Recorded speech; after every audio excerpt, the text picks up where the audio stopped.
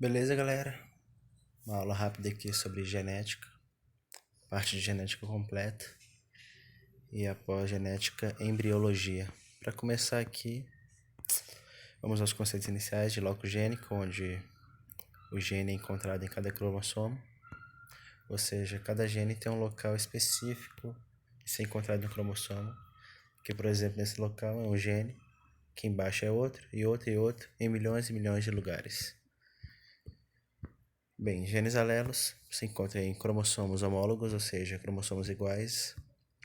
Lembrando que o ser humano, por exemplo, tem 23 pares de cromossomos. Cada um desses pares são homólogos, ou seja, cada par tem o local de um gene específico emparelhado com o outro. E, consecutivamente, em cada local do cromossomo, esse gene terá um respectivo no mesmo local do outro. Bem, locus é o local onde o gene se encontra. Cromossomos homólogos, onde ocorre o par de alelos, sequência do DNA em um loco, como na figura 2. Emparelhados, né? Genótipo representa os alelos, configuração genética, de dominante, recessiva ou codominante. Ou seja, o genótipo é a configuração genética. Caso ela seja dominante, precisa de pelo menos um dos dois genes ser dominante para que assim possamos considerá-lo dominante. Recessivo, os dois genes deveriam ser recessivos. E codominante, os dois genes são dominantes, porém diferentes. Dessa forma, a dominância é dos dois e não somente de um, ou seja, poderá chegar a um meio termo de expressão genética. E o fenótipo é a expressão visual do genótipo, ou seja, o que a gente consegue ver, a manifestação das características. Por exemplo, o genótipo de uma pessoa de pele escura é, por exemplo, X, e o fenótipo é a expressão visual dela, ou seja, a cor da pele. Tipologia cromossômica permite localizar o cariótipo, conjunto de todas as informações genéticas. Aqui é só um exemplo dos tipos de cromossomos que existem. É só um meio para facilitar encontrar algum gene em cada um desses exemplos. Por exemplo, no cariótipo humano, não se encontra esse tipo cromossômico aqui, telocêntrico. Só encontra o acrocêntrico, submetacêntrico e metacêntrico. Essas denominações são somente utilizadas para melhor localizar genes e de qual par, né, que ele se encontra. Por exemplo, o par 1 vai ser algum tipo desses três, o par 2 outro, até o par 23. O carótipo humano tem 46 cromossomos, sendo ele 44 autossomos e 2 sexuais. Ou seja, o carótipo humano de 46 cromossomos são 23 pares, 22 pares sendo autossomos, ou seja, 44 cromossomos, e um par sexual, ou seja, 2 cromossomos sexuais. Vamos agora para as alterações numéricas. É muito importante saber disso. Então, vamos prestar um pouquinho de atenção aqui. Alterações numéricas. Euploidia, ganho ou perda de um conjunto cromossômico inteiro. Ou seja, no exemplo humano, o conjunto cromossômico inteiro é composto por 23 cromossomos. Nós, humanos, somos seres diploides, ou seja, temos 2 conjuntos cromossômicos. Então, nós temos uma euploidia de número 2. Pois temos 2 conjuntos cromossômicos inteiros. A aneuploidia é o ganho ou a perda de cromossomos. Não é de conjunto inteiro, é somente de um cromossomo. Ou seja, em um par específico do cariótipo humano, tal par tem uma mutação no qual tem um cromossomo a mais, ou seja, seria uma trissomia. Ou a perda de um cromossomo de um par, gerando assim a monossomia. E vamos estudar um pouquinho mais disso aqui embaixo. A ploidia é o número de conjuntos cromossômicos, ou seja, por exemplo, o humano é um ser diploide, tem 2 conjuntos cromossômicos. Haploide é um conjunto somente, exemplo, gametas, por exemplo. É por isso que na junção de gametas, espermatozoide e óvulo, gera um indivíduo inteiro, né? Que a partir do zigoto se desenvolverá. Que o diploide são 2 conjuntos, exemplo, zigoto, e os humanos, né? pois o desenvolvimento do zigoto gera assim os humanos. Triploides são 3 conjuntos e vai indo, né? Principais aneuploidias. Aneuploidias é um cromossomo a mais ou um cromossomo a menos. Quando um cromossomo é adicionado ou retirado de um par. Temos aí dos autossômicos. Autossômicos é comum a ambos os sexos. Então, todos os seres de uma espécie têm o mesmo conjunto de autossômicos, de cromossomos autossômicos. A única diferença será no cromossomo sexual, que para o macho da espécie é XY e para a fêmea da espécie é XX. Um exemplo aqui, no caso humano, no caso da maioria dos animais. A trissomia do par 21 é característica da síndrome de Down, no qual o indivíduo terá no total, em vez de 46 cromossomos, 47, e é representado por mais 21, pois o par 21 recebeu um cromossomo a mais. A trissomia no par 18 é caracterizado pela síndrome de Edwards, que também o indivíduo terá 47 cromossomos, porém agora vai ser um cromossomo a mais no par 18, por isso é representado por mais 18. E temos aí as aneuploidias sexuais, que ocorrem no macho ou na fêmea da espécie. A monossomia é característica da síndrome de Turner, acontece somente nas mulheres, esqueci de colocar aí, então por favor, se atentem a isso, ocorre somente nas mulheres. É característica, o indivíduo no total terá 45 cromossomos e é representado por somente X, pois o par sexual é representado na mulher XX e como é uma monossomia, então é um cromossomo a menos, representado somente um X. Tem a trissomia, triplo X, superfêmea, também ocorre somente nas mulheres. O indivíduo no total terá 47 cromossomos, representado por X, X, X. Não se coloca mais 23, porque no caso o par sexual seria o 23, mas é representado pelo tipo cromossômico mesmo. No caso da mulher seria XX, no caso do homem XY. Então, na monossomia, somente um X na mulher, né? Trissomia seria X, X, X. Tem também a trissomia de Klinefelter, que ocorre somente nos homens. O indivíduo terá no total 47 cromossomos e é representado por X, XY. Ou seja, ele tem um X a mais do que deveria ter. Ele deveria ter somente XY e, porém, na síndrome de Klinefelter tem X, XY. Isso modifica algumas questões anatômicas dos homens, desenvolvimento de mama, alguns descontroles emocionais, temperamentais. No caso de Turner, vou retomar que é a monossomia. Turner, a menina terá umas características visuais marcantes, que é um pescoço pouco alongado, algumas desproporções corporais, talvez membros inferiores mais curtos. E em alguns casos mais específicos, poderá ter algum prejuízo na coordenação neurológica e de raciocínio. Mas isso em alguns casos. Em outros casos, o indivíduo pode ter total controle psicológico e de raciocínio.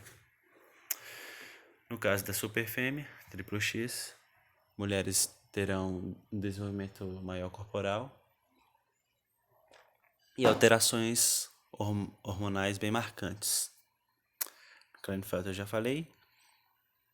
O homem vai ter algumas alterações anatômicas e comportamentais. E do duplo Y, caracterizado por supermacho, somente nos homens. O indivíduo no total terá 47 cromossomos, representado por XYY, ou seja, um Y a mais do que deveria ter. Os homens que têm essa trissomia duplo Y são caracterizados por distúrbios hormonais, alta taxa de testosterona, grande produção de pelos, de características secundárias e alterações de humor, emocional, de temperança. Agora vamos nas genéticas dos genes sanguíneos. Antígenos, primeiramente, né? Isso aqui é uma matéria muito interessante e que vale a pena dar uma atenção extra, pois tem uma recorrência muito grande em provas. Então dá uma atenção aqui. Genética dos genes sanguíneos. Antígenos nas superfícies das hemácias. Vamos estudar agora o sistema ABO. Bem, o tipo sanguíneo é dividido em A, B, AB ou O. O que caracteriza o tipo sanguíneo é o antígeno incrustado na membrana da hemácia. Ou seja, o tipo sanguíneo A tem um antígeno incrustado na hemácia do tipo A, o antígeno B na hemácia, característica do tipo sanguíneo B, e os dois antígenos, característica do tipo sanguíneo AB. Já no caso do tipo sanguíneo O, não tem nenhum antígeno incrustado. O que esses antígenos poderão causar? Pode causar estranheza em um corpo. Por exemplo, se um indivíduo de tipo sanguíneo A receber sangue de um indivíduo de tipo sanguíneo B, ocorrerá uma reação imunológica nesse indivíduo A, pois para ele as hemácias do tipo sanguíneo B é um corpo estranho. Então ele vai começar a produzir anticorpos do tipo anti-B, que vai atacar essas hemácias, que para ele é corpo estranho, para destruí-las. Então por isso tem que se atentar no transplante de sangue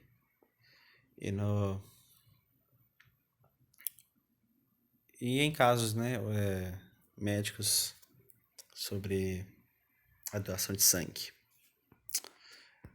Por exemplo, pessoas do tipo sanguíneo A só podem receber sangue deles mesmos, né, do tipo sanguíneo A ou do tipo sanguíneo O, pois o O não tem nenhum antígeno, então não terá nenhuma reação alérgica no A. Já o B pode receber só, vou botar aqui, já o B pode receber somente só de B e de O. E o AB pode receber de todos, pois o A para ele não é estranho, o B para ele não é estranho e o O não tem nenhum antígeno, então para ele definitivamente não será estranho. Já o indivíduo O, ele pode doar para todos esses, porém ele só pode receber dele mesmo. Ele só pode receber de sangue de um outro indivíduo O, pois para ele tanto o antígeno A e B são estranhos, então ele tem a produção de anticorpos anti-A e anti-B caso ele tenha contato com o sangue desses tipos. Okay? Vamos aqui estudar a hemocompatibilidade do sistema ABO. O que eu já falei, né? Que o O ele é considerado o doador universal, pois ele pode doar para todos e para ele mesmo. O A ele só pode doar para ele mesmo ou receber do O. E o AB pode receber de todos e dele mesmo.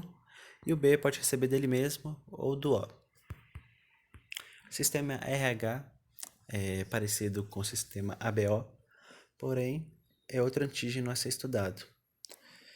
Hemácias com esse antígeno RH é considerado positivo e indivíduos no qual a hemácia não tem esse antígeno é caracterizado por RH negativo. Por isso que tem essa nomenclatura de O positivo, O negativo, e os outros tipos sanguíneos também têm positivo ou negativo, que é relacionado a esse sistema RH. Então, segue da mesma forma. Indivíduos com RH positivo, eles podem receber do RH negativo, pois para ele a hemácia RH negativa não tem um antígeno, não tem um antígeno diferente. Na verdade, não tem antígeno nenhum. Então, para ele não vai ser estranho.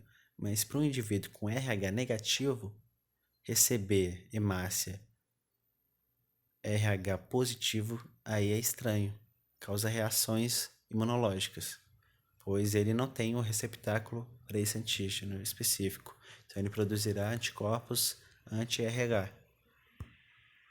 Ou seja, RH positivo não pode doar para RH negativo. Então, mais RH negativo pode doar para RH positivo.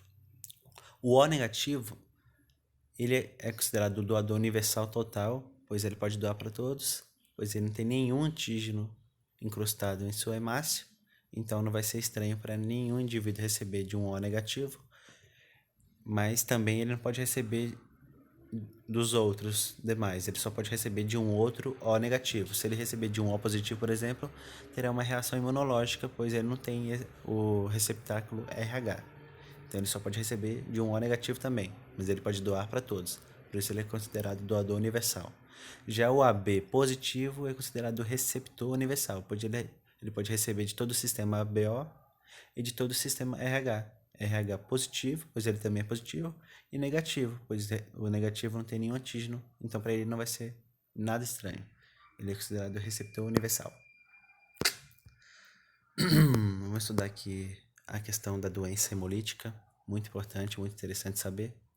Doença hemolítica, também conhecida como eritroblastose fetal ou doença hemolítica do recém-nascido, DHRN.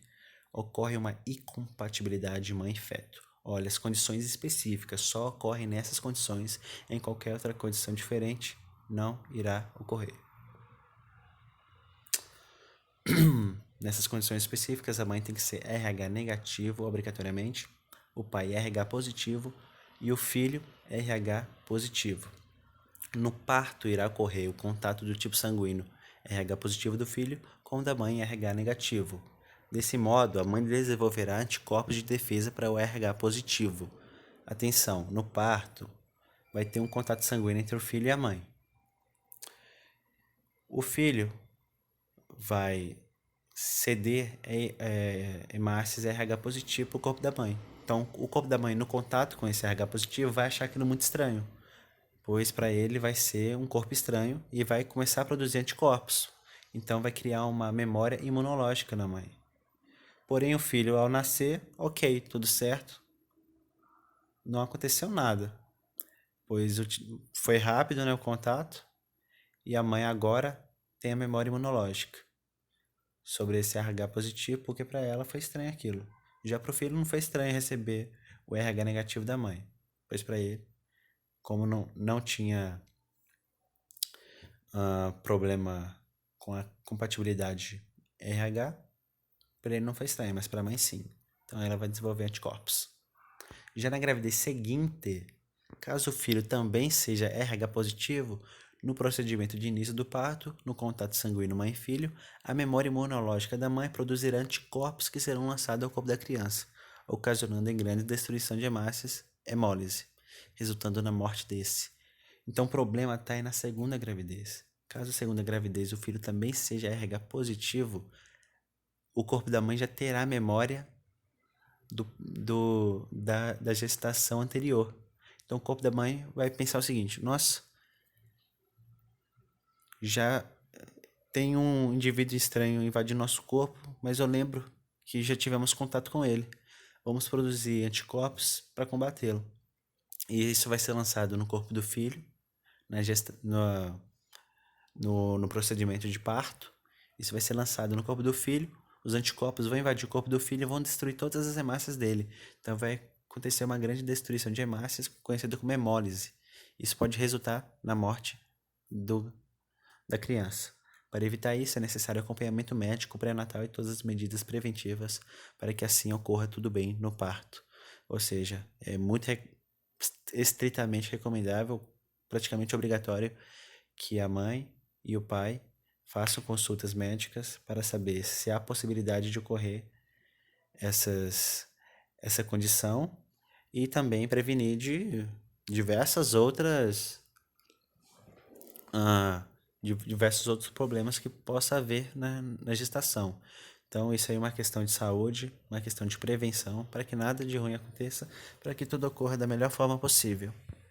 E caso a mãe seja RH negativa e o pai RH positivo, o médico já ficará atento sobre essa possibilidade.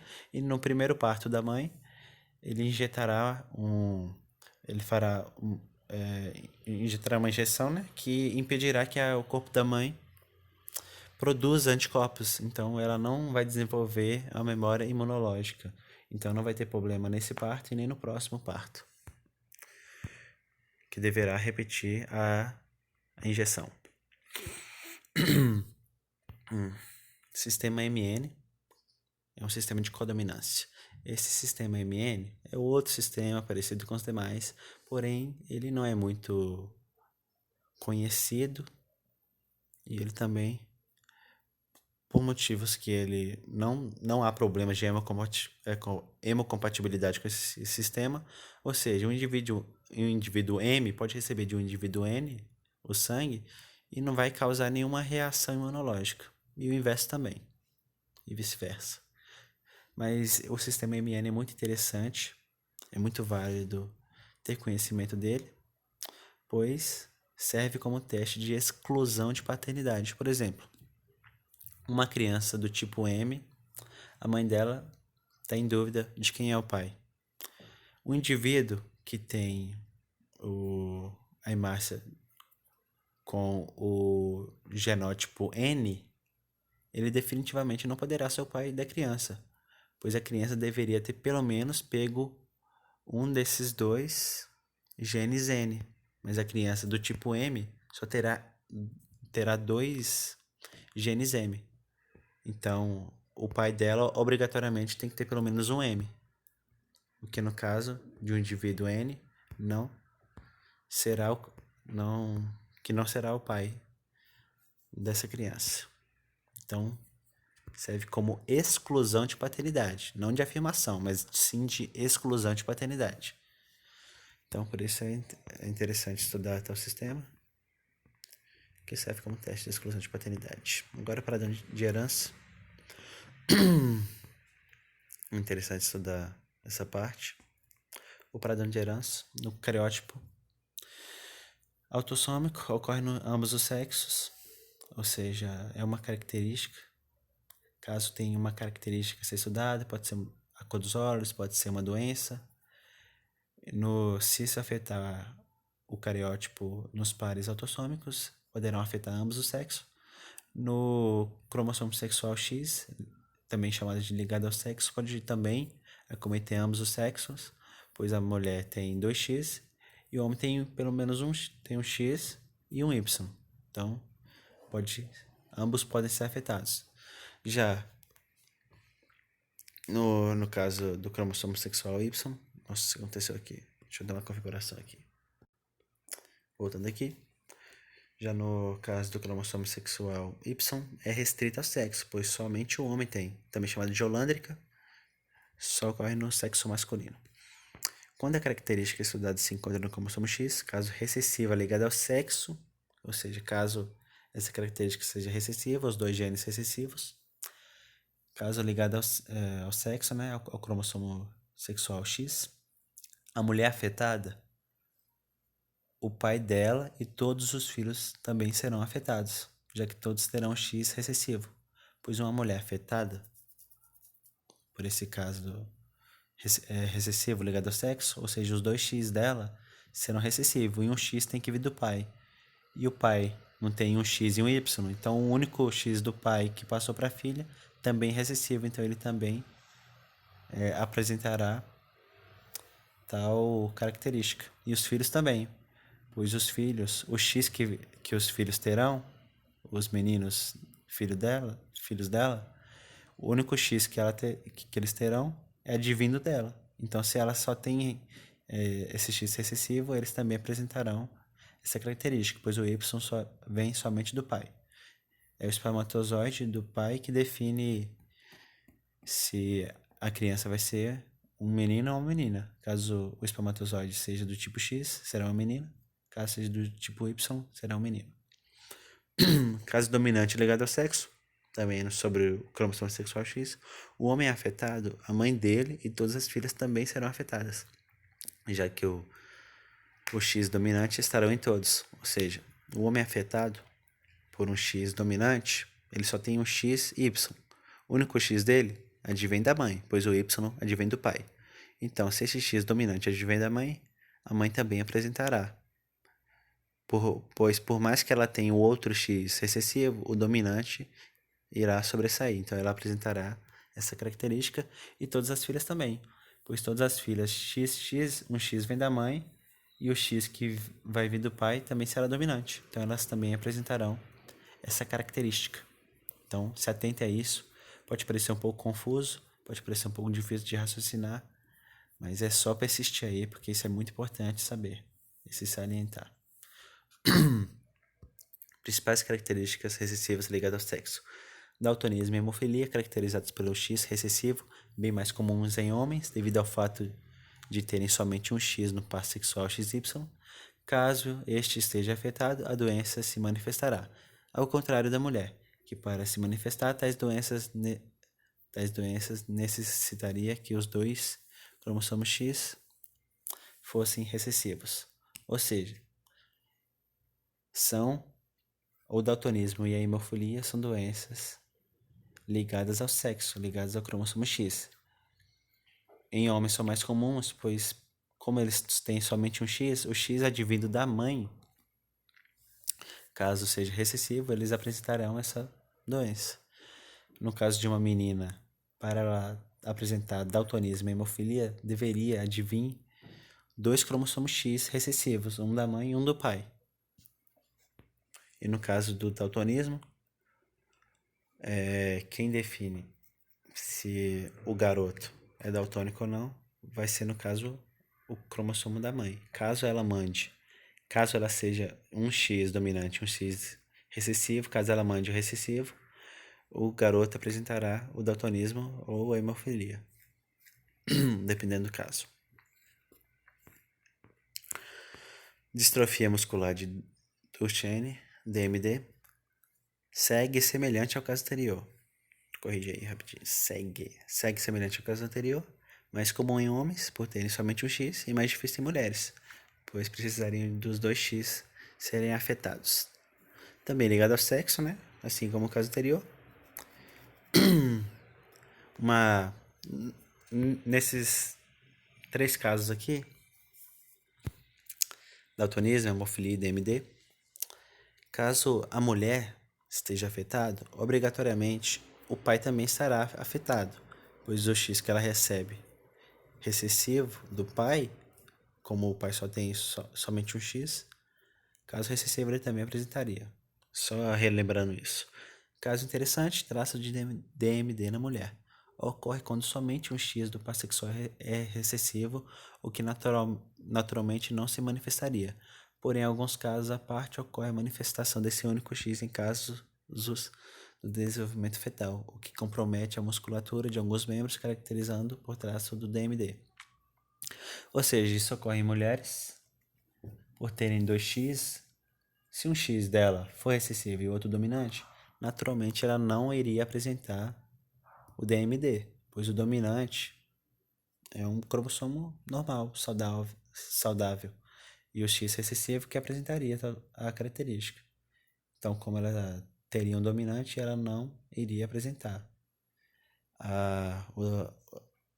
o DMD. Porém, em alguns casos muito específicos e raros do desenvolvimento fetal, no desenvolvimento embriológico, em alguns raríssimos casos, o cromossomo recessivo, o X recessivo, seria ativado. Isso acarretaria em algumas distrofias musculares em alguns membros, podendo ser braços ou pernas. Então ela teria esse traço de DMD, não DMD completo no corpo inteiro, mas sim alguns membros do corpo. Caso semelhante ocorre em mulheres daltônicas de somente um olho. Mulheres daltônicas é muito difícil ocorrer, né? Pois ela precisaria ter os 2 X recessivos. E em caso de mulheres daltônicas de somente um olho, ocorre também em questão do desenvolvimento embrionário, no qual o X recessivo é ativado em somente um olho.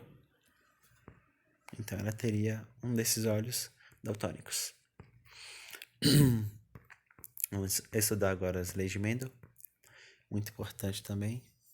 Mendel era um matemático, estatístico, era um monge que morava no monastério com seus colegas e resolveu, em um dia muito entediado de suas atividades no monastério, esse matemático decidiu estudar ervilhas. Mal sabia ele que seria conhecido como o pai da genética. Os seus estudos matemáticos influenciariam a biologia de uma forma surpreendente. Primeira lei de Mendel. Mendel estipulou em algumas análises acerca de estudo de ervilhas. Ele percebeu que ervilhas amarelas e verdes, ao serem cruzadas, teriam descendentes somente amarelos. Aí, o tempo passou e ele percebeu que esses descendentes amarelos, ao se autofecundarem ou cruzarem entre si, estavam dando origem a alguns indivíduos verdes. Ele ficou muito impressionado com aquilo e resolveu estudar aquilo com maior fervor. E ele postulou algumas ideias conhecidas como as leis de Mendel. Duas principais leis de Mendel eu vou apresentar aqui para vocês. A primeira lei de Mendel, conhecida como lei de segregação independente, compreende que um fator se manifesta originado de uma separação na formação de gametas. Nossa, o que isso quer dizer? Quer dizer que o genótipo de uma ervilha amarela, por exemplo, e o genótipo de uma ervilha verde, eles se segregariam de forma independente entre si. Por exemplo, o gene verde não iria afetar na expressão do gene amarelo. Não deixaria a ervilha amarela com pintas verdes, por exemplo. A ervilha amarela continuaria amarela, pois a cor amarela seria dominante. E no caso também, o gene amarelo não iria afetar no gene verde. Não deixaria ele um verde mais claro. Não teria um meio termo. Eles se segregariam de forma independente. E qual seja a característica dominante é a que vai se sobressair. Ou seja, um indivíduo duplo dominante amarelo e um indivíduo duplo recessivo verde, ao serem cruzados, darão origem a um heterozigótico, ou seja, tem dois genes, um dominante e um recessivo, mas que apresentará característica somente amarela, não apresentará característica verde. Mas eles, ao se autofecundarem, em alguma configuração genética, dará origem a indivíduos verdes. Aqui eu vou explicar melhor. Por exemplo, indivíduo amarelo e indivíduo verde. O amarelo também pode ser Y dominante e Y recessivo, mas aqui no caso foi se colocado duplo dominante. Esse quadro aqui, eu já vou nomeá-lo, né? Quadro de Punnett, muito interessante. É uma forma de solucionar qual a proporção de descendentes. O Y com Y pequeno daria um Y grande e Y pequeno, heterozigótico. Y grande com Y grande, Y pequeno também heterozigótico. O grande com pequeno também heterozigótico, o grande com pequeno também heterozigótico. Então todos os descendentes dele seriam heterozigóticos e apresentariam a característica somente amarela. Agora nesse caso aqui, o Y grande com Y grande, total amarelo. Y grande com pequeno, também seria amarelo. Y grande com grande, também amarelo. E esse Y grande com esse pequeno, que tem um erro, né, na verdade. Eu achei que deveria ser talvez um Y recessivo. E aqui também teria que mudar para Y grande e Y recessivo para ser heterozigótico. E aqui duplo recessivo para assim apresentar a característica verde. Eu acho que teve um problema aqui ao fazer esse quadro. Porque aqui está dando dois recessivos, então provavelmente aqui deveria ser recessivo. E aqui também deveria ser um deles recessivos. Quadro de Punnett. Segundo a lei de Mendel, essa definição aqui não está correta. Eu vou retomar aqui a definição. A segunda lei de Mendel é basicamente a primeira lei de Mendel, só que para duas ou mais características. Duas ou mais características se segregam de forma independente sem afetar a outra. Ou seja, aqui, ó, duas características a serem analisadas: textura e cor. Textura amarela ou verde? Não. Textura lisa ou rugosa e cor amarela ou verde a serem estudadas. Por exemplo, a textura e a cor não influenciam uma a outra, elas se segregam de forma independente. Por exemplo, os indivíduos amarelos não precisam ser obrigatoriamente lisos, podem ser amarelos e rugosos. Indivíduos verdes não precisariam ser indivíduos rugosos também podem ser lisos, como aqui no caso. Então se segregam de forma independente. Olha aqui, essa geração, a geração parental, os indivíduos primários aqui, duplo dominante para os dois genes, e aqui o genótipo totalmente recessivo. Daria origem a essa configuração, no qual o V dominante e o R dominante dariam as características amarelo. Aí a gente saberia que o amarelo é a cor dominante. E esse R dominante, saberíamos que a textura lisa, nesse caso, seria também dominante.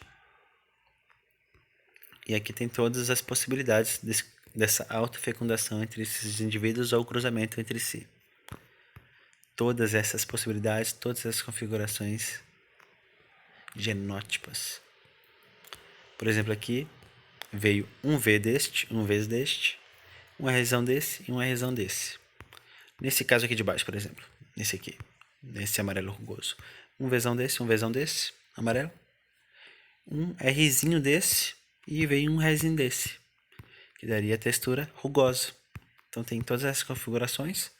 Vale salientar que apenas uma dessas configurações, de 16 configurações, somente uma delas seriam duplo recessivo para ambos os genes. Aqui uma representação idêntica a essa aqui. A única coisa que mudou foi as letras. Essa geração aqui teve 16 descendentes, no qual somente um deles será duplo recessivo para ambos os genes. Nessa configuração aqui, caso faça a distributiva, ou seja, vem um A desse e um Bzão desse. Vem um Azão desse e um Bzinho desse. Um Azinho e um Bzão. E um Azinho e um Bzinho. Só para fazer todas as possibilidades de cruzamento.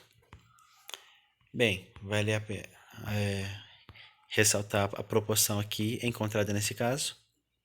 Então, sempre que tiver esse caso duplo heterozigótico, ou seja, Azão, Azinho, Bzão, Bzinho, ou nesse caso aqui, Vzão, Vzinho, Rzão, Rzinho, terá essa proporção aqui. 9 desses 16 configurações, 9 delas são amarelas com textura lisa, 3 delas rugosas amarelas, 3 delas verdes e lisas e 3 delas rugosas e verdes. E uma só dessas 16, rugosa e verde. Então, eu recomendo que façam exercícios para treinar essa distribuição, essa distributiva. Por exemplo, esse Azão com esse Azinho. Esse Bzão com esse Bzão.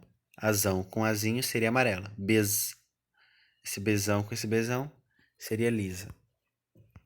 Azinho com Azinho, aí no caso seria verde. E Bzão com Bzinho, no caso seria lisa. Então seria um verde liso. Ok, só testar as possibilidades e fazer exercícios. Muito importante fazê-los. Estudo agora de interações gênicas. Quando duas ou mais genes determinam um fenótipo, um podendo interferir na expressão do outro. Ou seja, um gene poderá, agora, no caso das interações gênicas, interferir na expressão de outro. Ou seja, caso um gene seja dominante ou recessivo, ele poderá definir se um outro gene poderá expressar ou não alguma característica. Por exemplo, aqui na herança quantitativa, a poligenia. Quanto mais alelos dominantes, mais forte a expressão fenótipo. No exemplo da cor de pele, na intensidade de melanina, o branco teria 0 dominantes. Moreno claro, somente um dominante. Ou essa configuração ou essa aqui. Moreno médio, 2 dominantes. Moreno escuro, 3 dominantes. E o indivíduo negro teria os 4 dominantes. Então a intensidade melânica dele seria a mais forte possível. E a do branco seria a mais leve. Na verdade, não teria uma intensidade considerável de melanina. O indivíduo branco terá sim melanina, a produção melânica, mas a intensidade dele será mais fraca desses tipos aqui. Na interação epistática, quando o gene inibe a expressão de outro, por exemplo, na formação melânica. A tirosina, no qual a enzima C e o gene C irá irá afetar a tirosina para a produção de dopa, e a enzima D e a gene irá atuar na dopa para a produção de melanina. Por exemplo, numa condição melânica, pelo menos um desses genes deverão ser dominantes. Um C, podendo ser um Czão, Czão, ou um Czão, Czinho, não importa, ou um Dzão, Dzão, um Dzão, Dzinho, também não importa. Apenas deverá ter a enzima e o gene C atuando sobre a tirosina para a produção de dopa, e a enzima D e o gene D atuando sobre a dopa para a produção da melanina. Por exemplo, nessa configuração aqui, Czão, Dzinho, Dzinho. No caso, isso aí seria definido por albino não epistático. Seria um indivíduo albino não epistático. Por quê? Pois esse gene D recessivo não irá atuar nessa dopa. Pois já que ele é recessivo, ele não terá o potencial para ativar a dopa, para atuar na dopa, e não haverá produção melânica. Mas ele não é epistático, pois ele não interfere na atuação do gene C. Ele só interfere na ativação da dopa, na atuação na dopa, para a produção da melanina. Já olha esse caso aqui, Czinho, Czinho, Dzão. Isso seria um indivíduo albino epistático, pois esse gene Czinho, Czinho não irá atuar na tirosina, não irá produzir a dopa, e o gene... Opa, vamos voltar aqui.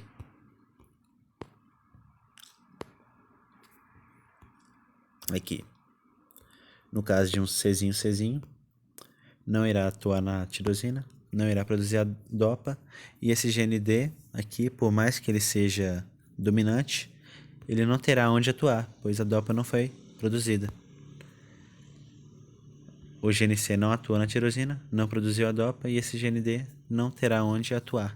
E então isso é um caso de epistasia, pois o gene Czinho, Czinho inibiu a expressão do gene Dzão neste caso aqui. Então, a presença do gene C recessivo inibe a expressão e o efeito do gene D. Esses casos aqui são difíceis mesmo. Genética não é uma matéria fácil. Então, tenha muita perseverança. É normal se você for fazer exercícios e errar a grande maioria deles. Mas é aí que tá. Em fazer os exercícios que você melhora e pega o jeito com que essa matéria é cobrada. Eu recomendo que busquem mais informações, estudem por outros materiais também, para que assim reforcem o conhecimento sobre genética, e depois que vocês aprenderem também, aí nada te para, aí vai ser tudo de bom. É uma matéria difícil, é a matéria mais complicada da biologia, é a matéria mais complexa, que envolve cálculos matemáticos, mas definitivamente não é a matéria mais chata, é uma matéria muito interessante, que é pegar firme nela, aprender, e depois que aprendeu também, nada vai te atrapalhar. Agora vamos para a parte de embriologia, rapidinho aqui. Agora vamos para os estudos sobre a evolução. Vamos começar aqui pela classificação da vida. Taxonomia. O que é a taxonomia? É o estudo da classificação dos seres vivos. Aqui um macetinho Reficofage. É a ordem de complexidade das definições de todos os seres vivos existentes no planeta. Começando pelo reino, por exemplo, reino animal, reino planta, o reino dos animais, reino da planta, reino monera, que é dos micro-organismos bacterianos, reino fungi, que é dos fungos, e que é dos fungos, né? E reino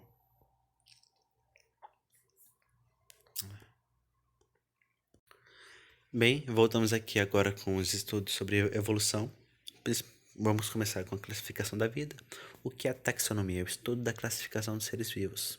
Tem um macete aqui, essa palavra reficofage, que é um macete sobre a ordem de complexidade dos indivíduos. Por exemplo, o reino.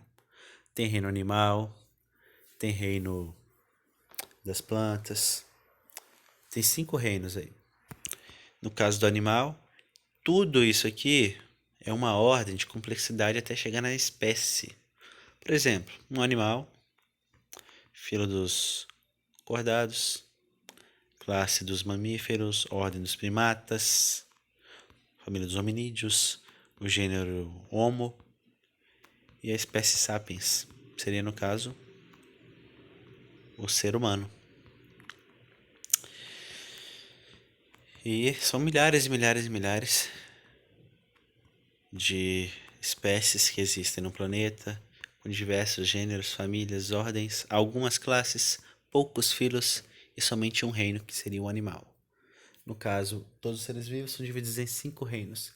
Então, cada vez que a complexidade aumenta, são mais e mais possibilidades. Então, uma espécie animal são milhares de espécies para um único reino, no caso animal. Conceito de espécie, o Ernest Mayr. Ernest Mayr é um biólogo que definiu a espécie como indivíduos que se cruzam naturalmente, gerando descendência fértil por várias gerações. Ou seja, o que é uma espécie? São indivíduos que cruzam naturalmente entre si, né, de uma mesma espécie, gerando descendência fértil por várias gerações. Então, eles terão descendentes e descendentes e descendentes. O que é sistemática? É o estudo da organização dos seres vivos por nomenclatura. Por exemplo, a espécie. A espécie é definida por um conjunto binomial. Por exemplo, o Trypanosoma cruzi. O que é o Trypanosoma cruzi? É o agente etiológico da doença de Chagas. A espécie dele é Trypanosoma cruzi. O gênero dele é Trypanosoma. E a espécie é toda, é binomial. Trypanosoma cruzi. Podem ocorrer várias por questões de descoberta de tal pessoa. Ele pode definir a espécie com alguma referência. Por exemplo, Malaria brasiliensis é o agente etiológico causador da malária que foi encontrado aqui no Brasil. Filogenia é o estudo que estabelece relações evolutivas por homologia, ou seja, uma ancestralidade em comum. Então, a filogenia é estudar os Homo sapiens e os Neandertais. Eles têm uma ancestralidade em comum que definiu a ramificação entre Neandertais e a ramificação entre os humanos atuais.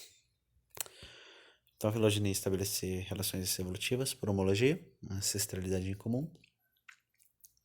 A cladística é o estudo da construção de árvores evolutivas. Então, aqui é uma representação de uma árvore evolutiva, uma cladogenia, cladograma. Tem árvores também que vocês, por exemplo, árvores familiares, tem toda a ancestralidade de evolução, desde o ancestral até o indivíduo atual. Um cladograma, por exemplo, tá a evolução do reino animal aqui, entre dos mamíferos até atingir os mamíferos. Por exemplo, aqui, os primeiros cordados eram peixes que evoluíram para anfíbios, anfíbia, répteis, aves, até os mamíferos. Aqui, por exemplo, um estudo de filogenia seria entre os répteis e aves. Esses répteis e aves aqui, no caso, teriam ancestralidade em comum aqui nesse ponto. No caso, as aves e esse réptil aqui teriam ancestralidade em comum nesse ponto, que também teria ancestralidade comum com os mamíferos nesse mesmo ponto. Então, esse é um exemplo de cladograma.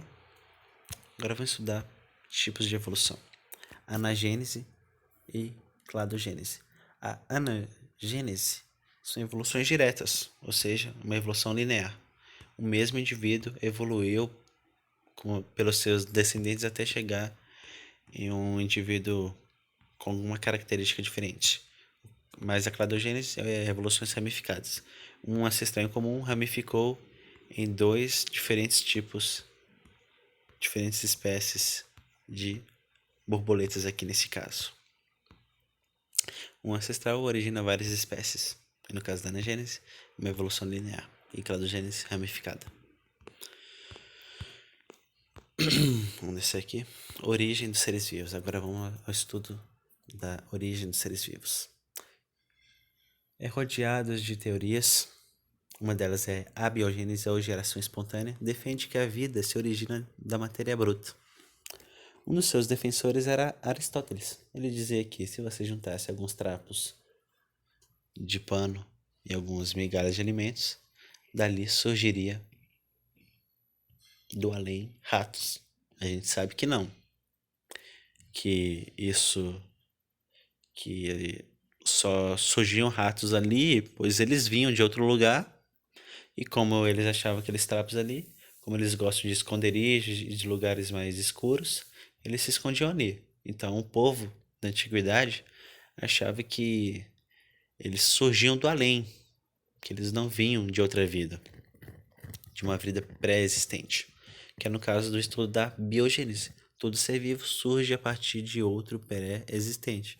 Aquele rato que apareceu nos trapos de roupa, na verdade, surgiu de um outro rato.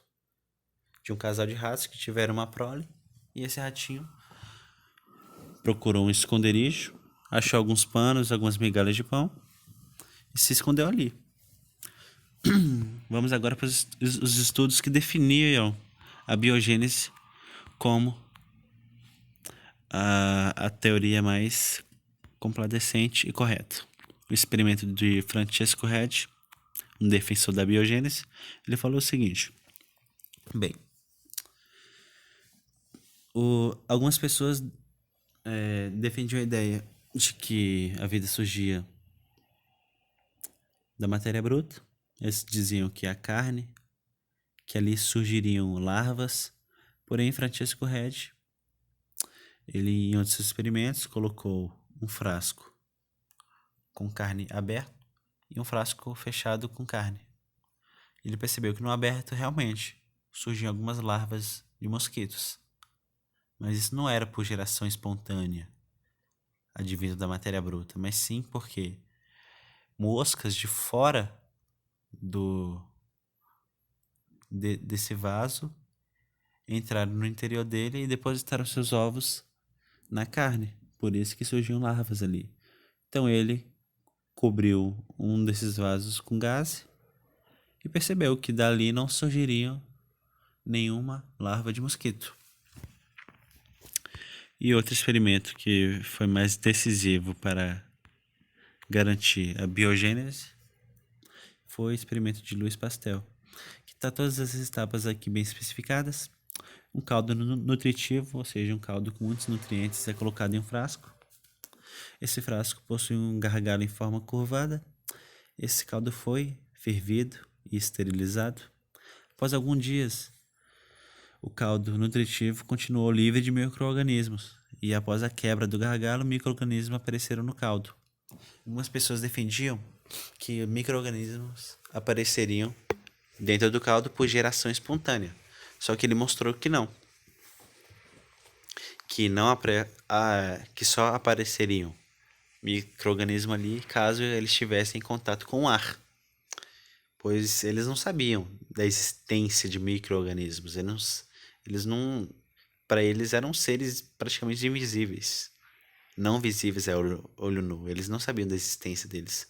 Então foi comprovado que ao contato com o ar, dali surgiriam sim micro-organismos. Mas como aqui tinha esse gargalo em forma curvada, os micro-organismos que entravam aqui por essa ponta não conseguiriam chegar até o interior dessa garrafa com o caldo nutritivo desse frasco. Então, Louis Pasteur foi definitivo para afirmar a biogênese como uma teoria mais correta.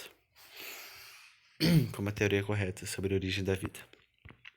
Então, vamos estudar aqui as hipóteses sobre a origem dos seres vivos. Tem a hipótese de panspermia cósmica. A primeira vida surgiu a partir de fragmentos que chegaram através de meteoritos na Terra. Então, da onde que surgiu a vida? Da onde? Deus criou, alguns defendiam isso, né? que é criação divina. Só que alguns cientistas procuraram uma explicação mais pautada na ciência e definiram algumas teorias. Uma delas, a panspermia cósmica, no qual a primeira vida surgiria de fragmentos de meteoritos. Aí está a pergunta: e como essa vida surgiu desses meteoritos?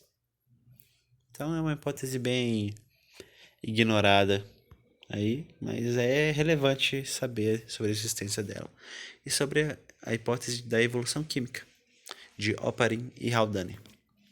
Eles definiram que na atmosfera primitiva, composta por água, composta por vapor d'água, amônia, metano e gás hidrogênio, de milhões de anos atrás ocorreram reações químicas, somadas à atividade elétrica dessa atmosfera, descargas elétricas, raios, originaram as primeiras formas orgânicas, aminoácidos conglomerados, coacervados, conglomerados ali teria que ser um N, coacervados, que puderam evoluir e se tornar seres vivos cada vez mais complexos com o tempo.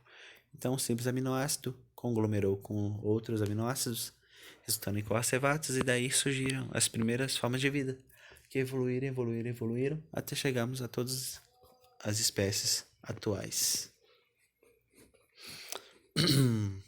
Agora, os estudos sobre especiação, a formação de novas espécies. Qual é a definição de espécie? Ali, como já vimos antes, conjunto de seres vivos que naturalmente cruzam entre si, gerando descendentes férteis. A especiação é o estudo da formação de novas espécies, é o processo de formação de novas espécies. Bem, retomando aqui os conceitos de anagênese e cladogênese. Anagênese são evoluções diretas, lineares, e cladogênese evoluções ramificadas, advindas de um ancestral em comum. Etapas do processo de especiação, ou seja, da formação de novas espécies. Ocorre a separação da espécie em subgrupos. Passo 2, frequências gênicas modificada por forças evolutivas. Passo 3, diferenças gênicas consideráveis. 4, interrupção do fluxo gênico entre os grupos. E passo 5, formou-se uma nova espécie que não poderá cruzar com a outra, mas somente consigo mesmo. Me dá um exemplo aí. Ok. Por exemplo, na divisão da Pangeia em todos os continentes. Haviam espécies em comum, tanto na América quanto na África, por exemplo. Então, essa espécie foi dividida em subgrupos, um que ficou no continente africano e um no americano. Por condições diferentes de ambiente, alguma ficou no deserto, outra ficou na selva. Frequências gênicas foram modificando as forças evolutivas, e essas diferenças gênicas começaram a se tornar consideráveis. Essas espécies começavam a se adaptar ao ambiente, uma ao deserto e outra à selva. Já ocorreu uma interrupção do fluxo gênico dos grupos, então, por mais que você junte esses dois grupos novamente, não terá descendência. Eles não teriam como se cruzar entre si e se reproduzir entre si, somente com eles mesmos. Ou seja, a espécie que ficou na América só consegue reproduzir com a espécie que ficou na América, e a espécie que ficou na África somente com ela mesma. E no passo 5, né, formou-se uma nova espécie. Enfim, o processo de especiação chegou ao fim. Essas espécies não poderão cruzar uma com a outra, mas somente consigo mesmo. Tal processo demora milhares de anos. Não é algo que você... Vamos trocar então essa espécie de cachorros aqui. Vamos colocar uma lá no Japão e uma aqui no Brasil. Vamos esperar aqui 10 anos para ver se ocorre a especiação. Obviamente isso não vai ocorrer. Isso ocorre só depois de milhares e milhares de anos. Por exemplo, aqui no continente americano tinha os ameríndios. Então por que, quando os europeus vieram à América, eles poderiam ter descendentes? Os europeus com os ameríndios aqui, com os indígenas. Porque o tempo necessário de separação da espécie humana foi ridículo de pequeno. Foram algumas centenas de anos, talvez alguns milhares de anos, mas não milhões de anos, como foi a separação da Pangeia dos continentes que diferiu espécies animais. A especiação geográfica ou alopátrica é resultante da divisão da população por uma barreira geográfica. Por exemplo, uma cordilheira pode diferenciar, pode separar uma espécie em dois subgrupos que, com o tempo e muito tempo, virarão cada uma espécie diferente. Por exemplo, no Equador ali. Equador não. Na América Central. No Panamá. Tem o contato do Oceano Atlântico com o Pacífico. Aquilo ali tem muitas espécies muito parecidas no continente Pacífico, no Oceano Atlântico e no Pacífico. Porém, elas não conseguem cruzar entre si, pois o processo de especiação já ocorreu. E por mais que elas entrem em contato de novo, elas não conseguirão ter mais descendentes entre si.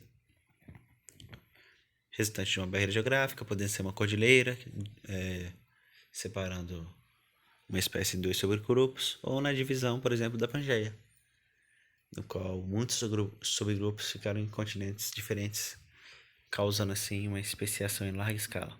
Isolamento geográfico pode resultar no isolamento reprodutivo, como é o caso de subgrupos que se diferenciam, formam as novas espécies e não conseguem reproduzir entre si.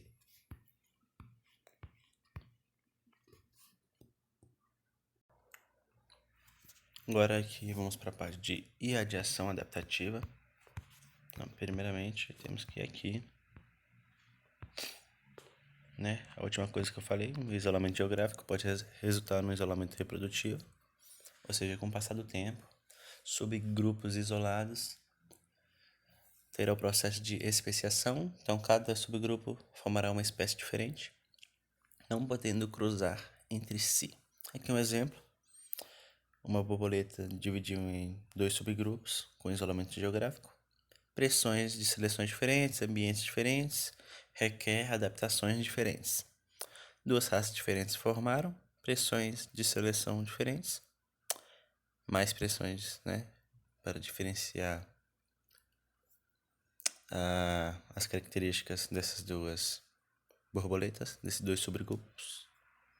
E aí acabou ocorrendo o processo de especiação. Duas espécies diferentes, isolamento reprodutivo, duas espécies distintas. Agora vamos para a terminologia de irradiação adaptativa. Quando uma população se separa migrando para diversas regiões distintas uma da outra. Exemplo, biomas, com pressões seletivas distintas a cada, ocorrerá o isolamento reprodutivo, dando origem a várias espécies. Aqui está um processo de irradiação adaptativa enorme, tá? Irradiação adaptativa pode ser diferenças de mamíferos, pode ser diferença de répteis, mas isso aqui é uma diferença absurda relacionando ao ancestral em comum dos mamíferos, que um processo de irradiação de milhares e milhares de anos, milhões de anos na verdade, deu origem a diversas espécies totalmente distintas uma da outra.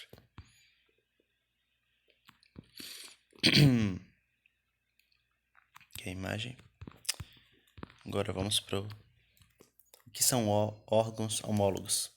São órgãos que têm a mesma origem embrionária, com a mesma ou distinta função. Por exemplo, a nadadeira da baleia, as patas do sapo, patas do cavalo, de leão, braços do homem e as asas de um pássaro têm a mesma origem embrionária. Se perceber, todos têm uma semelhança de construção óssea, porém tem uma função distinta para a baleia para nadar, para o sapo para caminhar, pular e nadar também, para o cavalo para andar, leão andar também, homem para ter o potencial de motor, né? De palpitação. E para o pássaro, capacidade de voar. Para o homem, capacidade de manusear também coisas e carregar certos objetos. Que são órgãos análogos. São órgãos que têm a mesma função, porém diferentes origens embrionárias. Aqui está um exemplo de morcego, que é um mamífero que voa, e a borboleta, que é um inseto.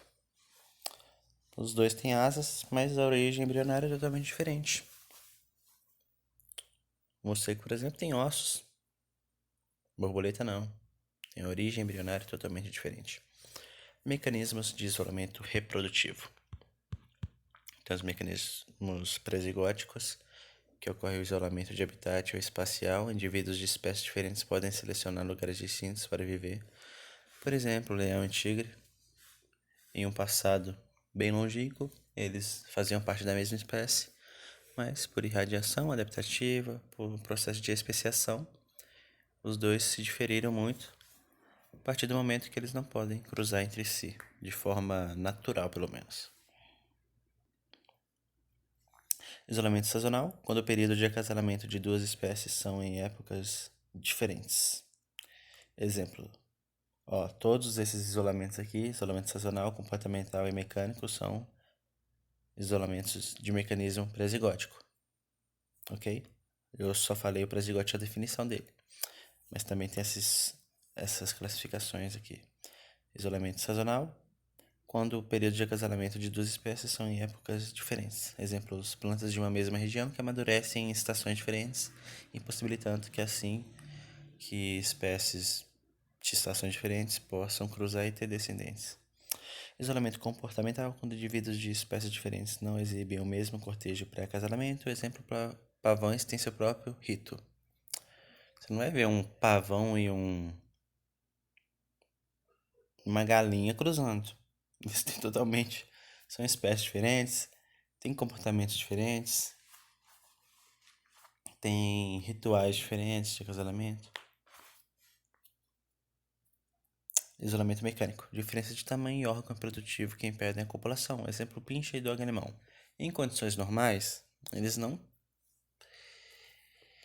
se reproduzem. Mas em alguns casos muito específicos pode ocorrer que os dois tenham alguma prole. Em caso de inseminação artificial, porque os dois são cachorros, são da mesma espécie. Porém, a diferença mecânica de tamanho entre eles impossibilita o cruzamento. Por exemplo, uma pincher fêmea e um dog alemão macho, praticamente em raríssimas ocasiões mesmo. E se o pincher for macho e o dog alemão for fêmea, também em raras ocasiões vai ocorrer a copulação, né? Bem difícil, praticamente improvável que tenha um prole. E mecanismos pós-zigóticos. Quando ocorre a inviabilidade do híbrido, pode ocorrer do não desenvolvimento embrionário ou a prole híbrida ter dificuldade de viver com qualidade. Quais são os exemplos? Esterilidade do híbrido, a prole híbrida ser estéril.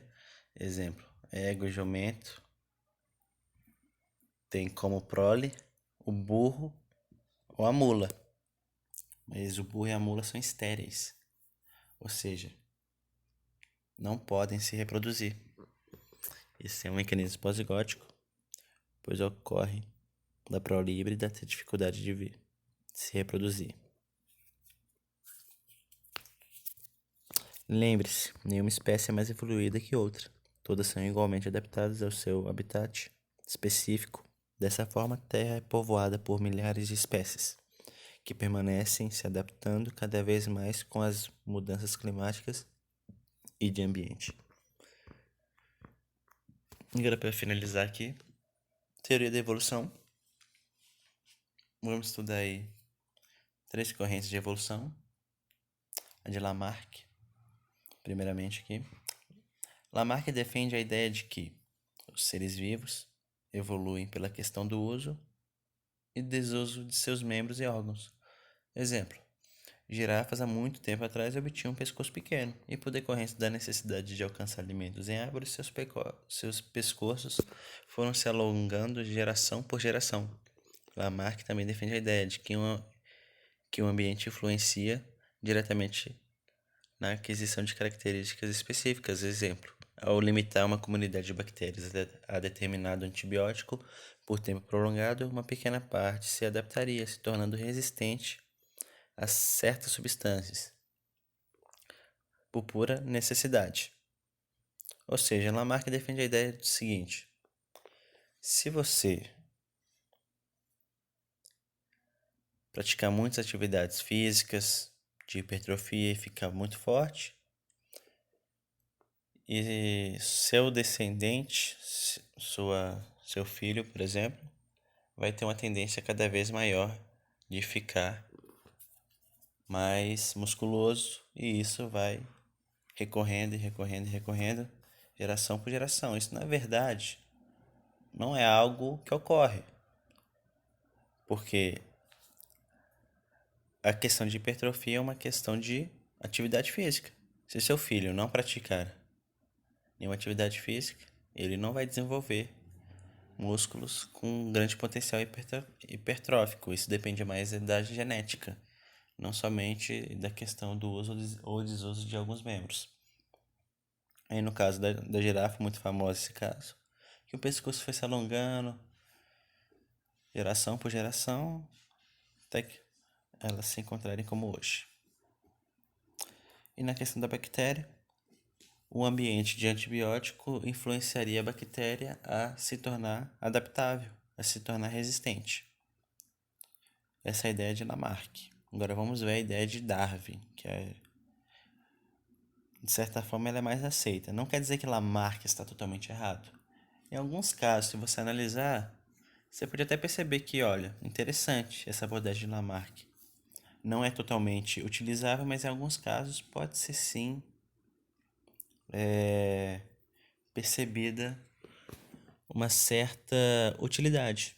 Por exemplo, tem muitos indivíduos que nascem sem apêndice, nascem sem dente ciso, não desenvolvem o dente ciso. Isso pode ser algum mecanismo de como seu corpo e como gerações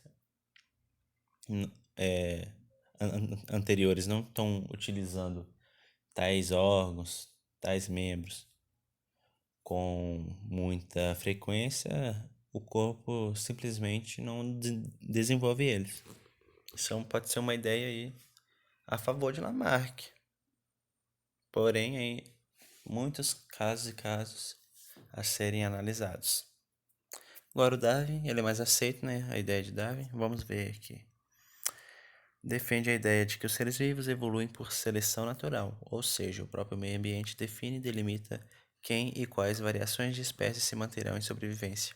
Exemplo: coelhos de pelagem escura em ambiente de neve são bem mais facilmente localizados por predadores que os de pelagem branca. Dessa forma, para tal ambiente, os coelhos brancos são mais adaptados. Outro fato a se atentar é que, para Darwin, certa população de bactérias resistentes a antibióticos se daria que alguns, por terem características específicas da resistência, se manteriam vivos.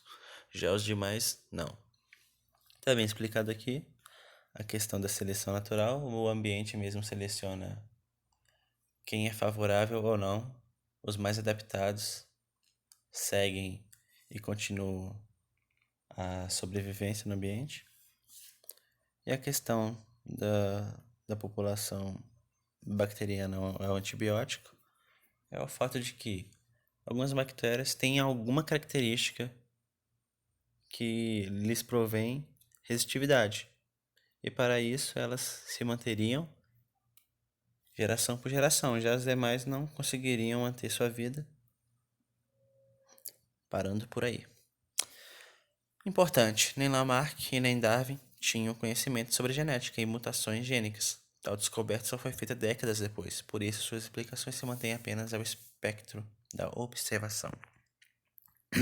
Agora, para finalizar de vez, a teoria atual, mais específica e aceita por toda a comunidade científica do neodarwinismo, ou teoria sintética da evolução. Mantém junto a ideia de seleção natural, porém agora com o uso da genética, podendo explicar com mais profundidade a evolução dos seres vivos. Aí sim, tem a ideia da genética, por exemplo ali, das bactérias. Agora, com o neodarwinismo, com a teoria sintética da evolução, consegue explicar que algumas bactérias, por mutação, criam algum gene resistente que pode prover a essa bactéria a sobrevivência em um meio com certo antibiótico. Então, a explicação no neodarwinismo poderia sim ser utilizado totalmente a questão da genética e dos mecanismos de mutação genética, de avaliação genética e de configuração genética. Então é isso. Essa foi a parte de evolução. Espero que tenha ficado bem entendido. Qualquer dúvida aí, pode mandar alguma mensagem. Podem reler essas anotações aqui. Tentei colocar da forma mais completa possível. É uma questão, é uma parte da matéria, não é muito complicada, é uma parte muito interessante, mas é isso aí. Tem que se ater aos detalhes, porque é neles que muitas questões se apegam. É isso aí, façam muitos exercícios, treinem muito, mantenham a habilidade de resolução de exercícios bem afiada, bem adaptada, né? Se adapte aos estudos. E é isso aí. Até a próxima aula. Muito obrigado. Falou. Força nos estudos, viu?